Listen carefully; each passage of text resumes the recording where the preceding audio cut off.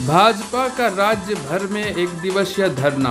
इसी दौरान आज निरसा विधायक अपर्णा सेनगुप्ता सरकार पर खूब गरजी। उन्होंने कहा कि यह सरकार अंधी बहरी सरकार है। एक दिवसीय धरना का मुख्य बिंदु क्या था, क्या मांगे हैं आप लोग? इस राज्य में जो राज्य सरकार की जन विरोधी ये सरकार है।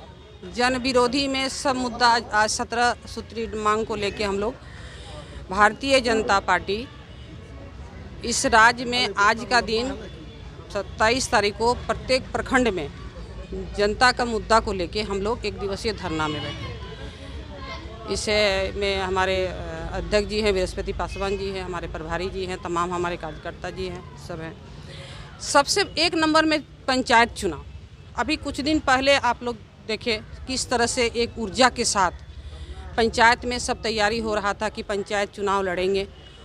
क्यों नहीं, समय भी हो चुका है, समय 1 साल ज़्यादा हो गया, अब तो होना चाहिए। लेकिन क्या कारण है कि फिर पंचायत चुनाव को टाला गया?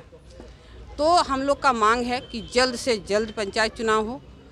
पंचायत चुनाव शायद इसलिए टाला गया कि सर्वे में शायद इन लोग देख रहे थे कि भारतीय जनता पार्टी की मतलब अच्छा जनाधार है, क्योंकि इसलिए कि इस राज्य में 2 साल लगभग 2 साल की सरकार होने लगी, लेकिन आज तक जनता के समस्या का समाधान नहीं हुआ। जो जनता का डिमांड को लेके इन्होंने घोषणा पत्र में चुनाव के समय बहुत बड़ा बड़ा सपना दिखाए थे, वादा किए थे, वो एक भी पूरा नहीं हुआ है।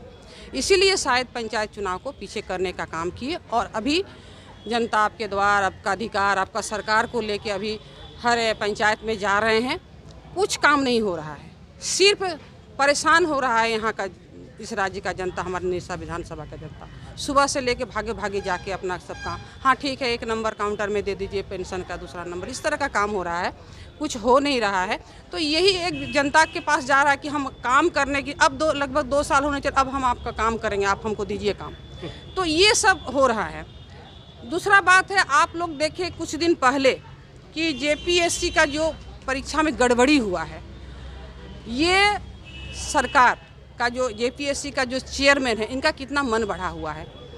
ये जेपीएससी का जो छात्र लोग हैं, छात्राओं हैं, उन लोग को वो बुलाए थे बात करने के लिए। जब बच्चे लोग बात करने के लिए गए तो लाठीचार्ज हो गया। लाठीचार्ज आप किस पर कर रहे हैं? जेपीएससी का विद्यार्थी कोई साधारण विद्यार्थी नहीं है, पढ़ा लिखा युवक है, छात्र छात्राएं हैं, आप उस पर लाठीचार्ज कर रहे हैं। और जब हम लोग भारतीय जनता पार्टी इसका खिलाफ में हम लोग महामहिम राज्यपाल जी से मिलने जब हम लोग गए, तो आपको जब बुलाया गया, आप बाहर आके प्रेस के साथ किस तरह से घमंड जैसा बात का, मेरा चेहरा देखिए, मेरा ये देखिए, इस तरह से घमंड का जो बात, इससे पता चल रहा है ये जेएमएम की सरकार, ये हेमंत जी सरकार किस तरह का ऑफिसर को मतलब एक हिम्मत दे के रखे हैं कि अरे हम हैं, कोई बात नहीं है। तो ये इसका खिलाफ है। बढ़ते उग्रवाद का आप लोग देख रहे हैं कि अभी कुछ दिन पहले चाहे ट्रेन का पटरी उड़ाया जा रहा है, अभी थाना को उड़ाया जा रहा है। आखिर क्यों? इससे पहले जब हम लोग का भारतीय जनता पार्टी रघुवर जी की सरकार थी, तो उस समय उग्रवादी नाम का समाप्ति हो चुका था। आज फिर उग्रवादी सर उठा रहा है। इसका कारण क्या है? बाकी किसान का, महिला किसान के साथ किस तरह का आप छलवा कर रहे हैं। महिलाओं के साथ आप, महिला विरोधी सरकार है। आप 1 रुपया में 50 लाख का जो रजिस्ट्री होता था जमीन, उसको आप बंद कर दिए। और आज लगभग 2 साल में, सरकार का 2 साल में आज 200 से 2500 से ज़्यादा महिलाओं, 6 वर्ष की बच्ची से लेके 60 साल की महिलाओं के साथ बोलने में भी शर्माता है, रेप की घटना घट रहा है। कौन जिम्मेवारी है? आज महिला सुरक्षित नहीं है, आज बच्ची सुरक्षित नहीं है। आज ट्रांसफ़र पोस्टिंग में आज लूट मचा हुआ है।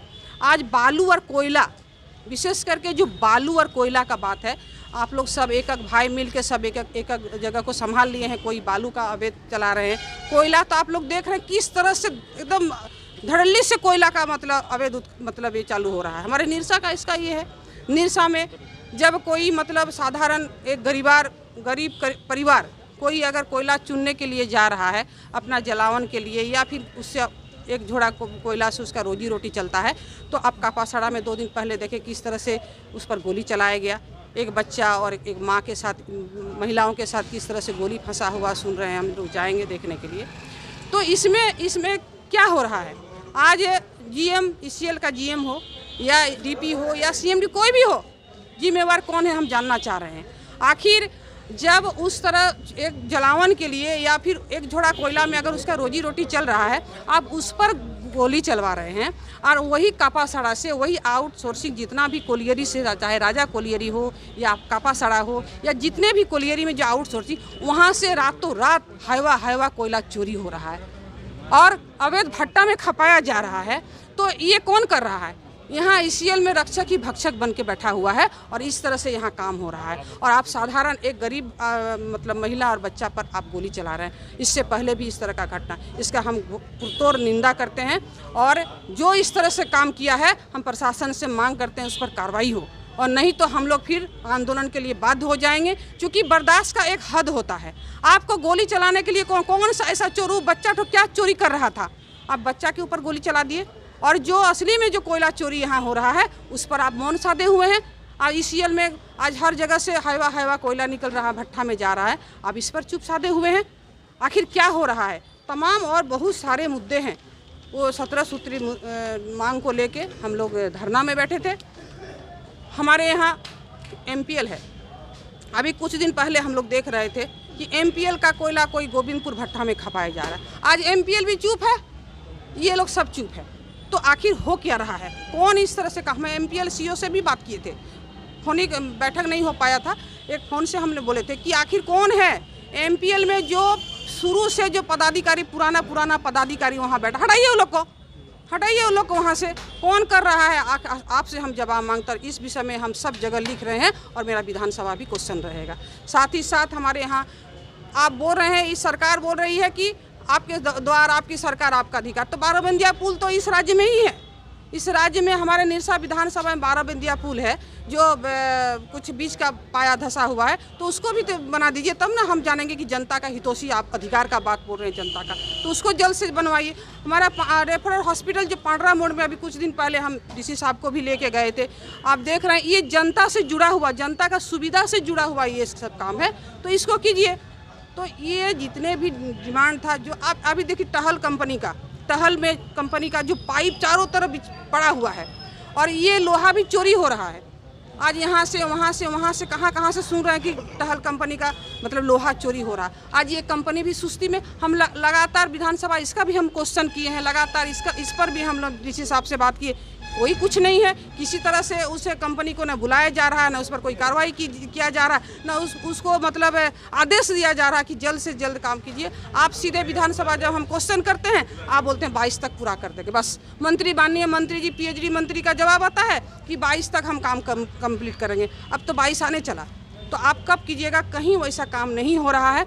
इसलिए ये जो जनविरोधी सरकार है, अब पेट्रोल डीजल का देखिए, पेट्रोल डीजल का दाम हमारे माननीय प्रधानमंत्री जी घटा दिए। आपको क्या हो रहा है घटाने में? आपको वैट क्योंकि करने, उस समय देखे कि किस तरह का जो गठबंधन की सरकार मैंने सिलेंडर का फोटो लेके कोई बैलगाड़ी में, कोई गधा के साथ, कोई कुछ के साथ बैलगाड़ी, वो आंदोलन। आज आखिर आप लोग चुप क्यों हैं? ये जनता जानना चाह रही है। तमाम इतने मुद्दे को लेके आज हम लोग एक दिवसीय धरना में बैठे थे।